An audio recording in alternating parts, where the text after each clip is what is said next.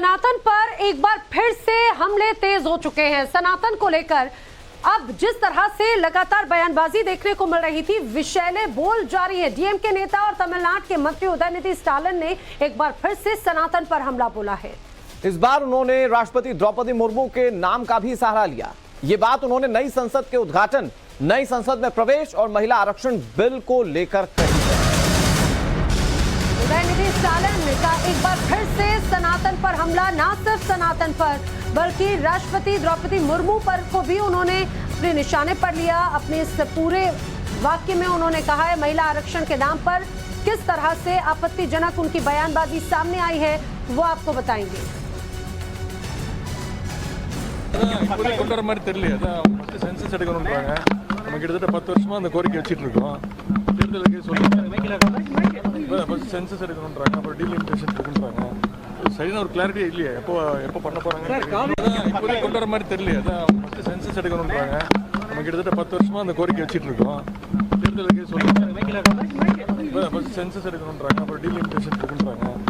சரியான ஒரு கிளாரிட்டி இல்லையே, எப்போ பண்ண போறாங்க। और उदयनिधि स्टालिन पहले भी सनातन पर बयान देते रहे। डेंगू मलेरिया तक से सनातन की तुलना कर दी। कैसे उन्होंने इस तरह के जहरीले बयान दिए अब तक, वो आपको सुना। சனாதன எதிர்ப்பு மாநாடு என்று போடாமல் சனாதன ஒழிப்பு மாநாடு என்றும் நீங்கள் இதை போட்டிருக்கிறீர்கள், இதை அழைத்திருக்கிறீர்கள், இந்த நிகழ்ச்சிக்கு பெயரிட்டீர்கள். அதற்கு என்னுடைய வாழ்த்துக்கள். சிலவற்றை நாம் ஒழிக்கத்தான் வேண்டும், எதிர்க்க முடியாது. கொசு, டெங்கு காய்ச்சல், மலேரியா, கொரோனா இதையெல்லாம் நம்ம எதிர்க்கக்கூடாது, ஒழித்து கட்ட வேண்டும். அப்படிதான் இந்த சனாதனம் என்பதை எதிர்ப்பதை விட ஒழிப்பதே நாம் செய்ய வேண்டிய முதல் காரியமாகும்। दरअसल उदयनिधि स्टालिन ने पहले सनातन को डेंगू मलेरिया कहा था। अब जब नए संसद में प्रवेश हुआ और उस दौरान जब राष्ट्रपति द्रौपदी मुर्मू मौजूद नहीं रही तो उनको जोड़ते हुए उन्होंने सनातन पर बयान दिया। लेकिन उदयनिधि अकेले ऐसे नेता नहीं है। समाजवादी पार्टी के नेता स्वामी प्रसाद मौर्य भी इस तरह के बेतुके बयान लगातार देते रहे हैं। हाल ही में उन्होंने एक कार्यक्रम में एक बार फिर से उन्होंने जहर उगला। इस दौरान वो सनातन को लेकर क्या कह रहे हैं वो आपको बताएंगे। सनातन पर स्वामी प्रसाद मौर्य के बिगड़े बोल, सनातन पर बेहद आपत्तिजनक टिप्पणी की है स्वामी प्रसाद मौर्य ने। हिंदू शब्द पर उन्होंने आपत्तिजनक बयान दिया।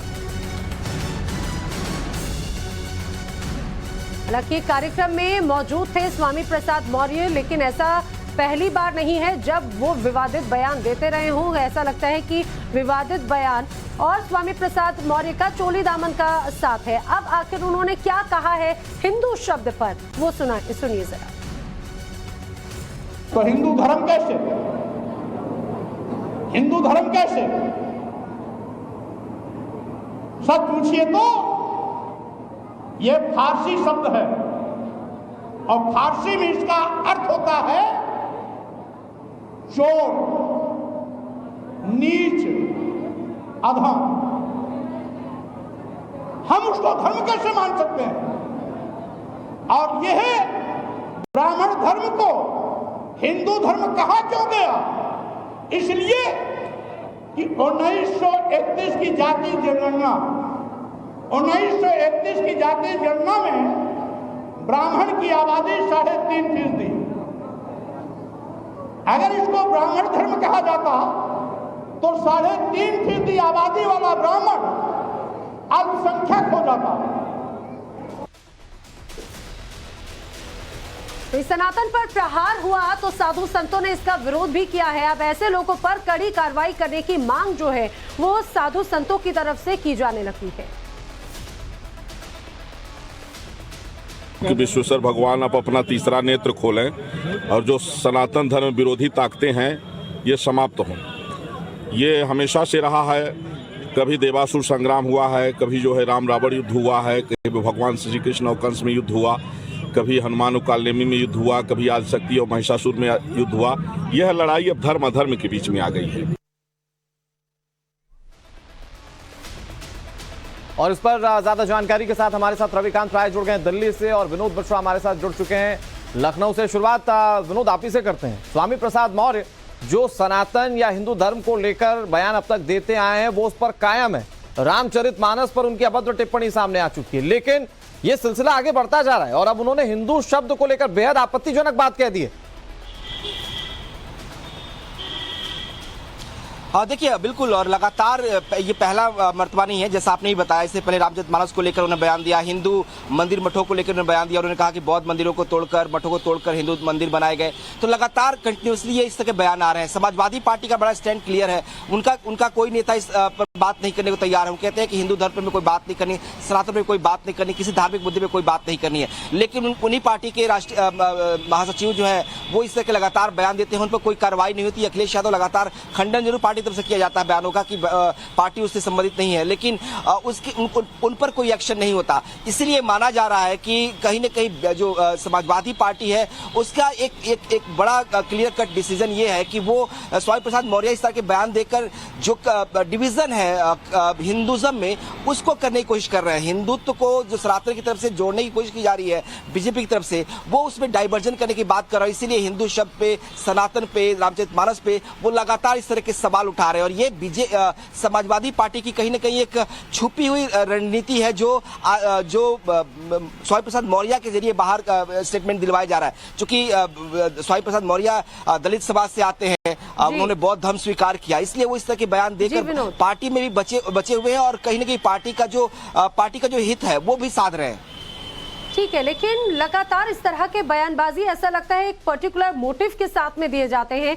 रविकांत का रुख करते हुए, रविकांत खासतौर से सनातन पर प्रहार की, ऐसा लगता है कि जो ग्राउंड था वो तैयार दक्षिण भारत के बयानबाजों से शुरू हुआ। उदयनिधि स्टालिन ने शुरुआत की, लेकिन जिस तरह से डेंगू मलेरिया से तो तुलना की, नई संसद का भवन का उद्घाटन हुआ उस दौरान जब राष्ट्रपति नहीं पहुंची, अब जब कल महिला आरक्षण बिल की बात थी तब वो नहीं पहुंची, तो इसको भी अब लेकर निशाने पर उदयनिधि स्टालिन इसे निशाने पर ले रहे हैं।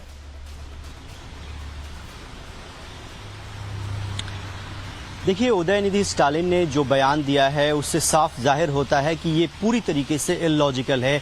ये पार्लियामेंट का ज्वाइंट सेशन नहीं है कि उसको प्रेसिडेंट को एड्रेस करना है। प्रेसिडेंट किसी हाउस की मेंबर नहीं होती हैं कि उनको नए सदन में या पुराने सदन में आना है। तो जानबूझकर ये सनातन धर्म को अपमानित करने के लिए, राष्ट्रपति जैसे पद पर बैठे हुए व्यक्ति को अपमानित करने के लिए ये स्टेटमेंट दिए जा रहे हैं। और उनके अलायंस पार्टनर और उनकी पार्टी के नेता पहले ही ये बता चुके हैं कि जो इंडिया अलायंस का गठबंधन हुआ है वो सनातन धर्म को अपमानित करने के लिए हुआ है। और आज तक उसका ना तो कोई खंडन आया है, ना ही एमके स्टालिन, ना ही उदयनिधि स्टालिन ने अपने बयान पर कभी भी खेद जताया है। इससे साफ जाहिर होता है कि आने वाले दिनों में सनातन धर्म को लेकर इस तरीके की जो टिप्पणियां हो रही हैं वो कंटिन्यू जारी रहेंगे। इसकी वजह से पोलराइजेशन ये टिप्पणियां जारी रहेंगी, मर्यादाएं टूटती जा रही हैं। इससे कितने लोगों की धार्मिक भावनाएं आहत होंगी, इससे किसी को कोई लेना देना नहीं है।